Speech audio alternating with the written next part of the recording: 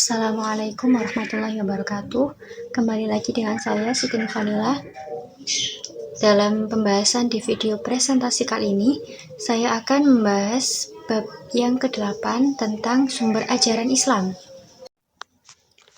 Baiklah, dalam bab kali ini saya akan membahas tentang serangkaian pengertian Al-Quran. Al-Quran secara etimologi ini berasal dari bahasa Arab qoro'ah yaqro'u, qira'atan atau Qur'anan, yang artinya mengumpulkan dan menghimpun huruf serta kata-kata dari satu bagian ke bagian lain secara teratur.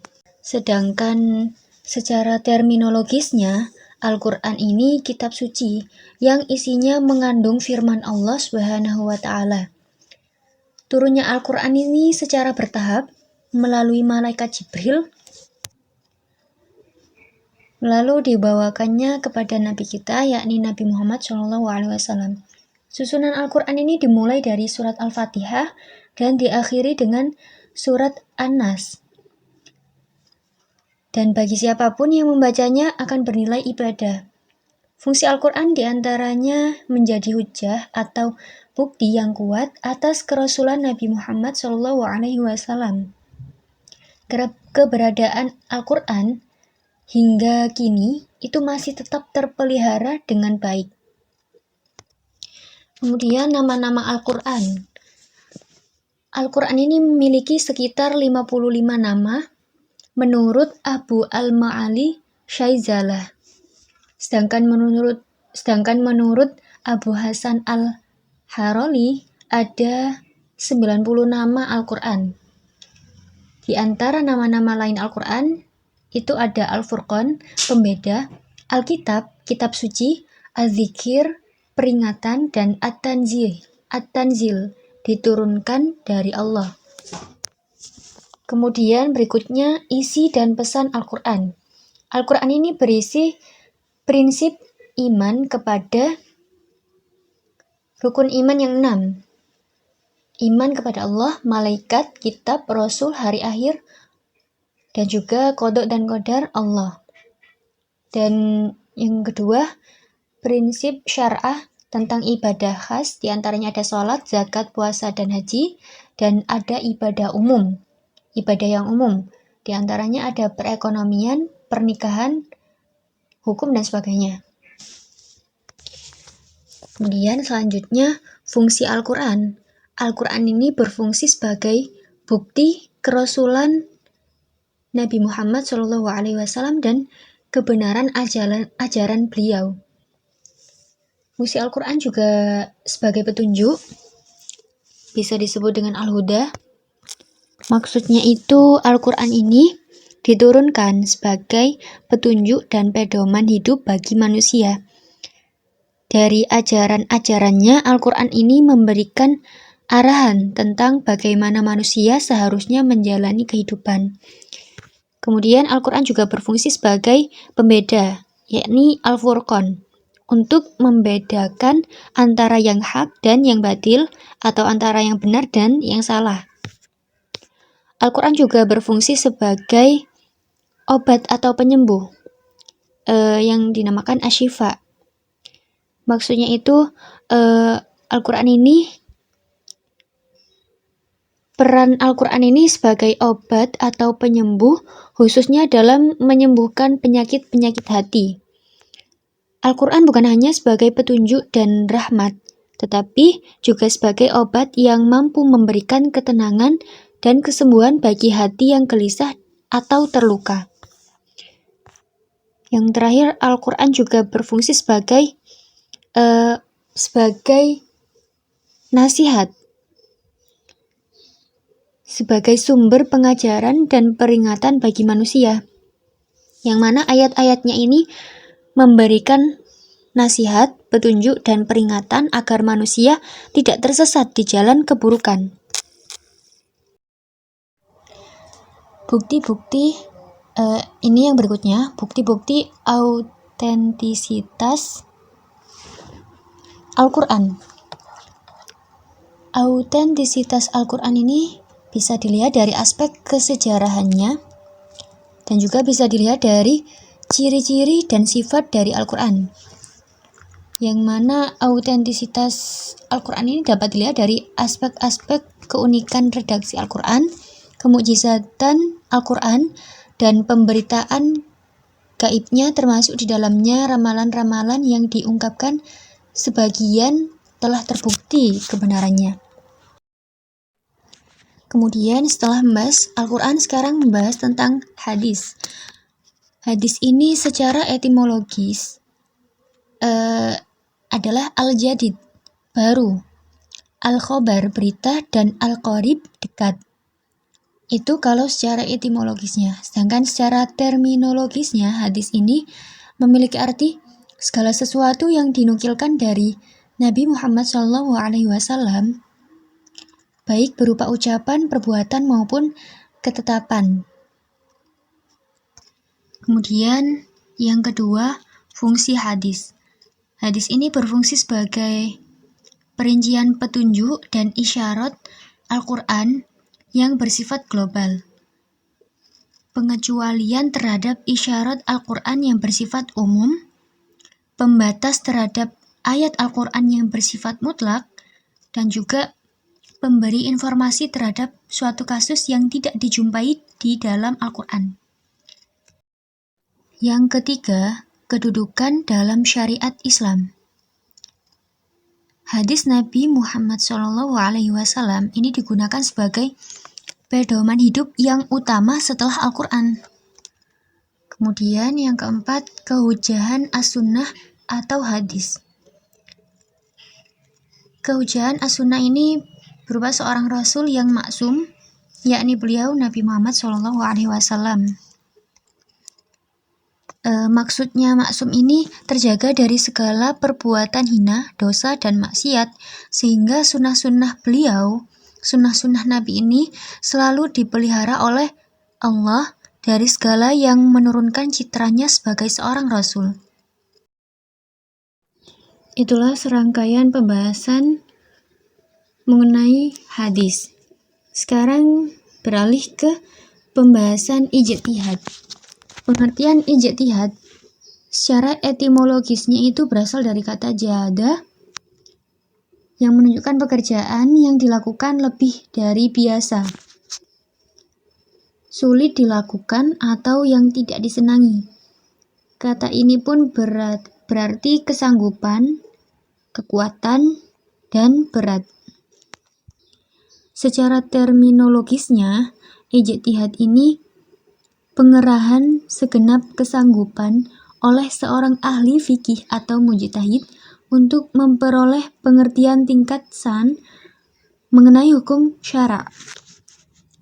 Kemudian yang kedua, urgensi dan kedudukan hukum ijtihad. Urgensi ijtihad ini yakni dengan mengembalikan ajaran-ajaran Islam pada sumber pokok, yaitu Al-Quran dan Sunnah, dari segala interpretasi yang dimungkinkan kurang relevan. Kemudian yang kedua ini menghidupkan kembali bagian-bagian dari nilai dan semangat ajaran Islam. Agar apa? Tujuannya agar menjawab dan menghadapi tantangan zaman, sehingga Islam ini mampu dianggap sebagai furqan, hudan, dan rahmatan lil alamin. Dan yang terakhir, membenahi ajaran-ajaran Islam yang telah diijtihadi oleh ulama terdahulu, dan dimungkinkan adanya kesalahan menurut konteks zaman, keadaan, dan tempat yang kini kita hadapi.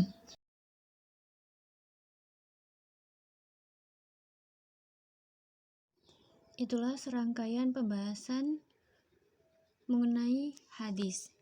Sekarang beralih ke pembahasan ijtihad. Pengertian ijtihad secara etimologisnya itu berasal dari kata jahada, yang menunjukkan pekerjaan yang dilakukan lebih dari biasa, sulit dilakukan, atau yang tidak disenangi. Kata ini pun berarti kesanggupan, kekuatan, dan berat. Secara terminologisnya, ijtihad ini pengerahan segenap kesanggupan oleh seorang ahli fikih atau mujtahid untuk memperoleh pengertian tingkat san mengenai hukum syara'. Kemudian yang kedua, urgensi dan kedudukan hukum ijtihad. Urgensi ijtihad ini yakni dengan mengembalikan ajaran-ajaran Islam pada sumber pokok, yaitu Al-Quran dan Sunnah, dari segala interpretasi yang dimungkinkan kurang relevan. Kemudian yang kedua ini menghidupkan kembali bagian-bagian dari nilai dan semangat ajaran Islam. Agar apa? Tujuannya agar menjawab dan menghadapi tantangan zaman, sehingga Islam ini mampu dianggap sebagai furqan, hudan, dan rahmatan lil alamin. Dan yang terakhir, membenahi ajaran-ajaran Islam yang telah diijtihadi oleh ulama terdahulu dan dimungkinkan adanya kesalahan menurut konteks zaman, keadaan, dan tempat yang kini kita hadapi. Baiklah, yang berikutnya, yang ketiga, yang terakhir ini, macam-macam ijtihad. Ijtihad ini bisa dilihat dari segi metodenya. Ada 3 macam, diantaranya ada qiyas, istihsan, dan maslahat al-mursalah. Kita kenali dulu kata qiyas. Qiyas ini salah satu sumber hukum dalam Islam yang digunakan untuk menetapkan hukum suatu perkara yang tidak disebutkan dalam Al-Quran dan hadis. Misalkan minuman beralkohol. Dalam Al-Quran dan hadis, minuman beralkohol ini sangat dilarang keras karena merusak akal dan badan. Sedangkan dalam qiyas, minuman apapun yang memiliki efek merusak serupa dengan minuman alkohol ini juga diharamkan. Contoh lagi dalam riba. Riba ini dalam Al-Quran itu dilarang juga karena merugikan masyarakat. Sedangkan dalam qiyas, praktek keuangan modern entah apapun itu yang bisa merugikan masyarakat juga diharamkan. Itu kalau qiyas. Kemudian istihsan. Istihsan ini salah satu metode ijtihad dalam hukum Islam yang memperhitungkan kepentingan umum dan keadilan untuk menetapkan dalam situasi di mana tidak ada dalil atau nas yang jelas dari Al-Quran atau hadis. Misalkan dalam sistem perbankan modern, kan dalam perbankan tersebut terdapat transaksi-transaksi yang tidak diatur secara langsung dalam Al-Quran atau hadis. Ulama, jadi mengenai hal ini, ulama menggunakan istihsan untuk menetapkan hukum-hukum baru yang sesuai dengan prinsip Islam. Kemudian yang ketiga ini maslahah al-mursalah. Maslahah al-mursalah ini konsep dalam hukum Islam.